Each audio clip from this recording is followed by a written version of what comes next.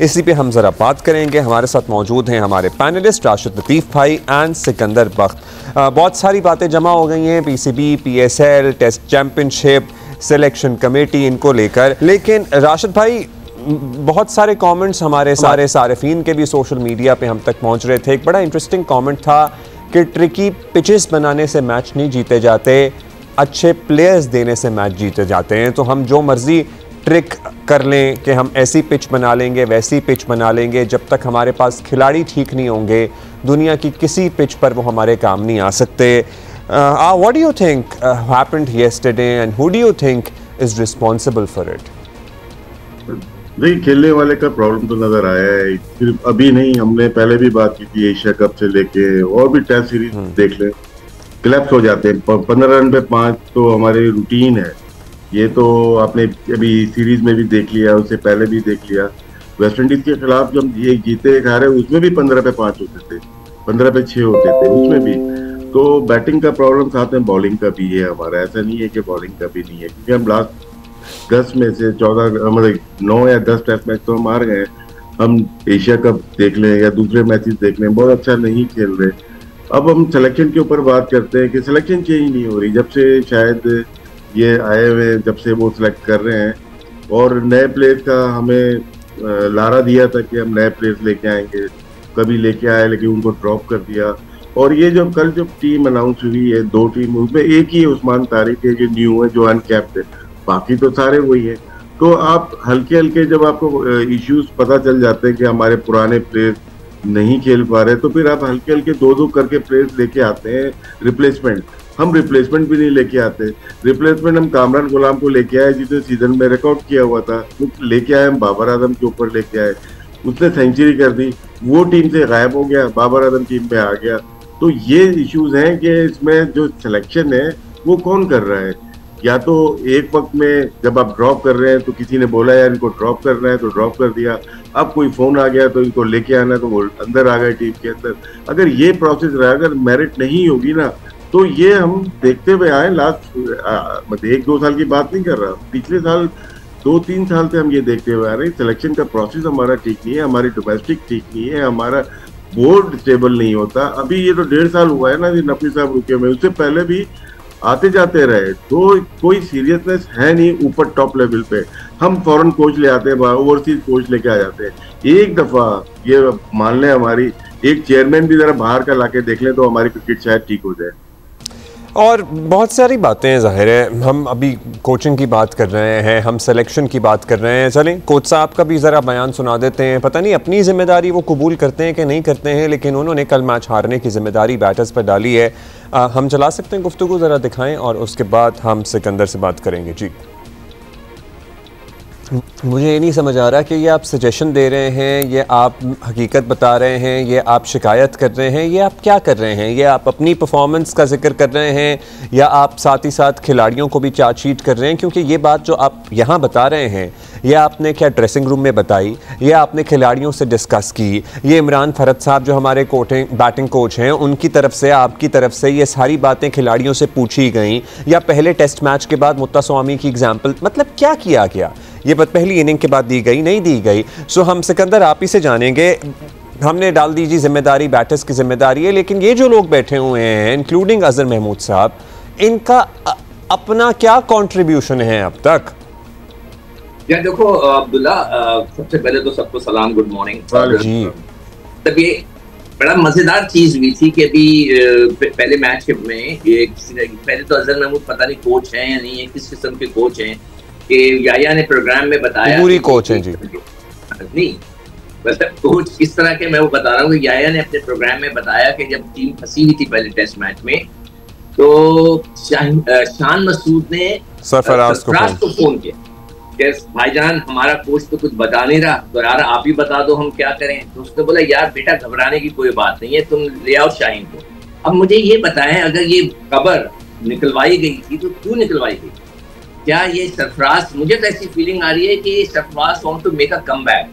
या तो वो कोच होना चाहते हैं या वो खेलना दोबारा चाहते हैं। इसलिए जब 40-40 साल की उम्र के लोग खेलना शुरू हो गए, डेब्यू करने लगे हैं, तो वो उनके भी 38 ईयर है, तो वो कायद-ए-आज़म ट्रॉफी में मैचेस भी खेल रहे हैं। अगर वो मैच खेलने तो आई हैव अ फीलिंग कि वो दोबारा वापस आना चाहते हैं।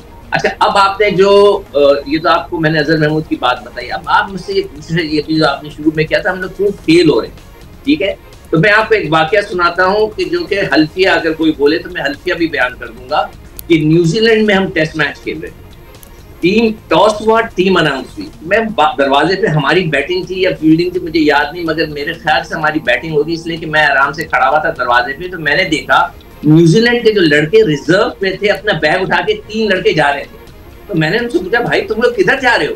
कहने लगे यार हम अपने डोमेस्टिक मैच खेलने जा रहे हैं। मैंने कहा तुम यहाँ नहीं रुकोगे क्या फील्ड में? कहते नहीं यार हम मैच खेलने जा रहे हैं, हमारी जगह जो है। मैंने कहा फील्डिंग कौन करेगा? कहना हमने रिजर्व लड़के जो है अंडर 19 के बुलाए। ये अप्रोच होती है कि आप डोमेस्टिक क्रिकेट, वो टेस्ट मैच में से अपना सामान उठा के जा रहे थे और लड़कों को उन्होंने बुला लिया। हमारे यहाँ अब तक 3 मैच हो गए कायदे-ए-आज़म ट्रॉफी के, और वो लड़के जो कि पाकिस्तान से अब अंडर ये T20 और वनडे खेलेंगे, उन्होंने सब एक मैच खेला है, कैंप लगा दिया। कैंप लगाना बड़ा आसान होता है, आपको चाहिए था कम से कम ये 3 मैच ही में 2 मैच तो वो खेलते। तो आपको जो प्रैक्टिस मिल रही है, जो आप बार बार शिकायत कर रहे हैं कि जल्दी आउट हो जाते हैं, ये मैच खेलने से होती है, कैंपों से नहीं होती। कह के मैं थक गया हूँ। ये कैंप जो होते हैं, जो लगाने वाले हैं, वो अपनी रोजी रोटी के लिए कैंप लगाते हैं ताकि उनकी रोजी रोटी देखे कि हम बहुत काम कर रहे हैं, आ जाए कैंप में। Camp is nothing.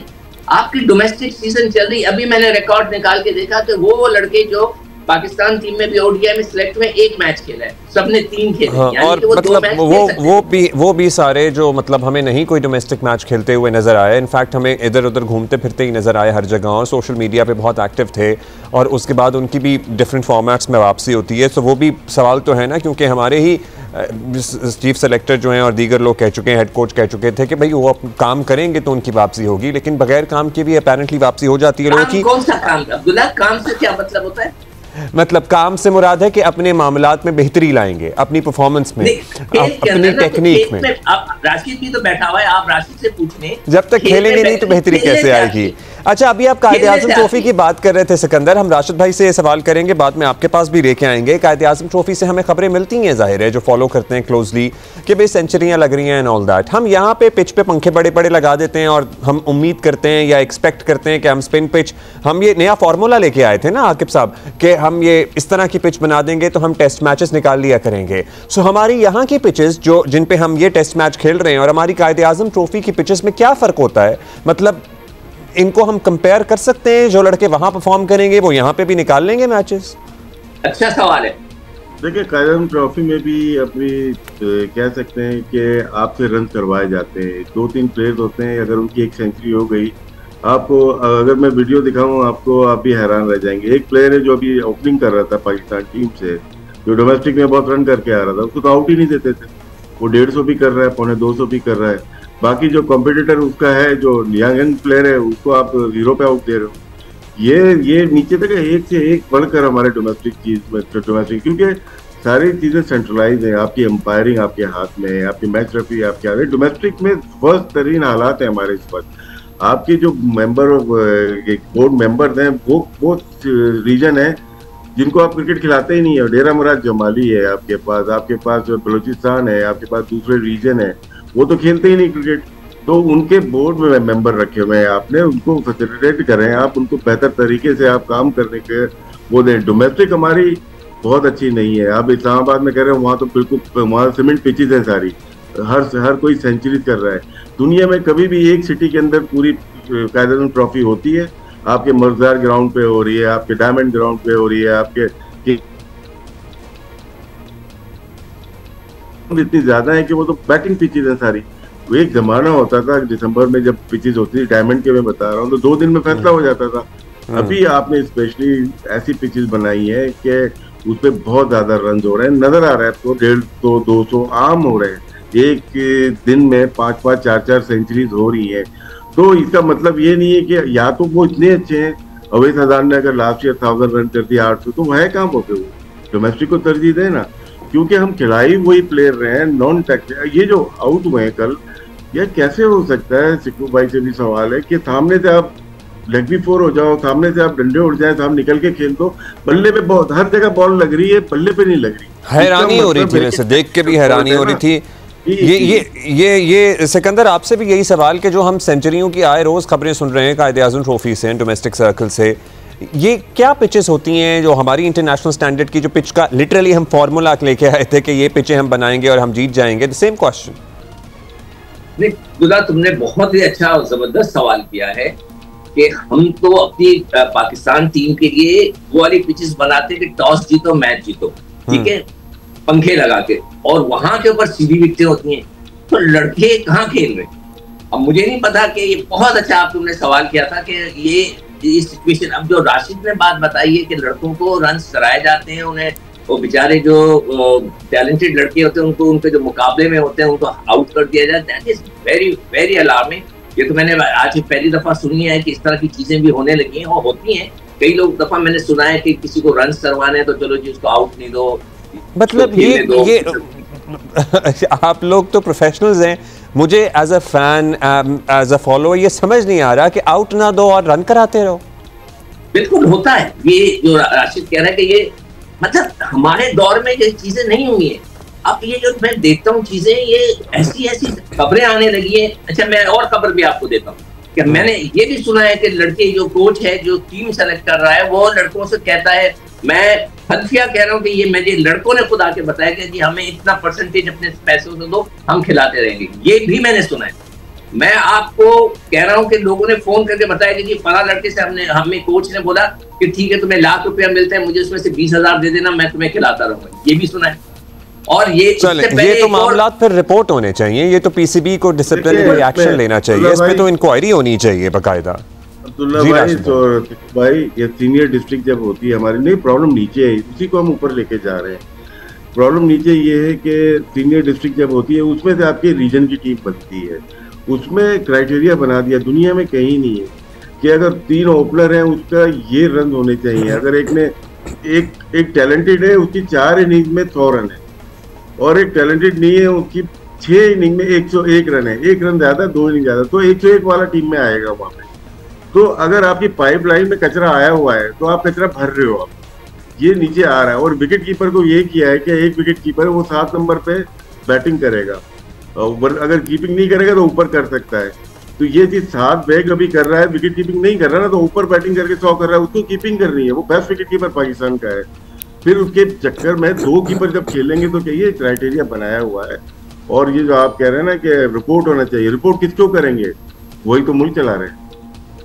नहीं, हम एक्सपेक्ट तो करें ना कि अगर ये रिपोर्ट होगा तो इस पर कोई डिसिप्लिनरी एक्शन होगा या इस पे इंक्वायरी बैठेगी या किस पे जाएंगे। देखिए ना, अभी अली तरीन का केस सामने आया है, अली तरीन का वो तो शिकायत करता रहा ना, उसको तो आपने उसकी फ्रेंचाइज को आपने रिप्रिमाइंड दे दिया, आपने सैक कर रहे हैं उनको।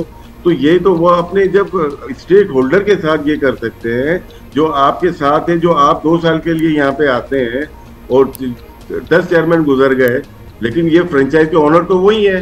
तो ट्रीटमेंट अपने आप लोगों को करना नहीं आता, बोर्ड को चलाना नहीं आता, ये डिक्टेटरशिप अगर चलेगी तो क्रिकेट तो खत्म हो गई है। नहीं वैसे अच्छा, अब ये इनके बिग बैश पे आ जाते हैं, ये जाने देना इन्हें ठीक फैसला है, जाहिर है, क्योंकि मना क्यों किया आपने, एक दफा जुबान दे दी ना, ये जुबान दे दी तो फिर उसको ऑनर करना चाहिए।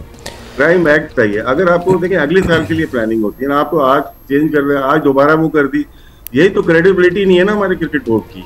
अच्छा जी, एक कज़िया चल रहा है, आपने देख ही लिया होगा कि मुल्तान सुल्तान को नोटिस भेजा पीसीबी ने कि हम आपका जो मुआहिदा है वो मनसूख कर देंगे और आप इन चीज़ों का जवाब दें और हमें अनकंडीशनल अपॉलॉजी सर्व करें, पब्लिक अपॉलॉजी। और बहुत सारी बातें उनके ओनर की तरफ से मुख्तलिफ इंटरव्यूज़ में, पॉडकास्ट में की जाती थी और पीसीबी ज़रा ये बताते थे कि जब ये मीटिंग में आते हैं तो या तो आते नहीं हैं या फिर चुप बैठे रहते हैं, लेकिन पॉडकास्ट और इंटरव्यूज़ में हर चीज़ जाके कहते हैं। सो सिकंदर, जिस तरह से ये मामला अब अनफोल्ड हो रहा है, अब तो अनफोल्ड क्या हो गया है, मुल्तान सुल्तान के जो ओनर हैं उन्होंने कल रात एक और वीडियो जारी की जिसमें उन्होंने लिटरली वो नोटिस फाड़ दिया। सो ये भी ज़ाहिर है एक वन एक्सट्रीम है, दूसरी तरफ लोग पीसीबी को भी तनकीद, पीएसएल को भी तनकीद का निशाना बना रहे थे कि कंस्ट्रक्टिव क्रिटिसिज्म नहीं ले सकते, लेकिन अब तो it seems like a point of no return for both of them. मैं अभी इस शो से पहले बैठा, सुबह सबसे पहले वो इत्तेफाक से वो अली तरीन साहब, हाँ, वो वायरल हुई है ना काफी वीडियो, इसलिए सबसे पहले नंबर पे। तो वो मैं पढ़ रहा था, तो वो मैं हंस भी रहा था, बड़ा इंटरेस्टिंग। देखें, he is a big man, he is a strong man, powerful आदमी है, ठीक है ना जी, मतलब वो इतने पावरफुल है कि वो ये सारी चीजें कर सकते हैं। हमारी हिम्मत तो हो नहीं सकती कि हम बैठे हैं कॉन्ट्रैक्ट साइन कर, तो उनकी है, बड़े आदमी हैं, उन्होंने स्टैंड लिया है। अब देखते हैं, मुझे तो लगता है कि ये झगड़ा शुरू होगा अभी और आगे तक जाएगा। ये बड़ी शिकायतें मुझे वैसे लोग कर चुके हैं, मेरे कई ओनर से मुलाकात हो जाती है ग्राउंड के ऊपर, तो वो कहते हैं हमारे साथ ये ज्यादती की, पीएसएल में ये हो रहा है।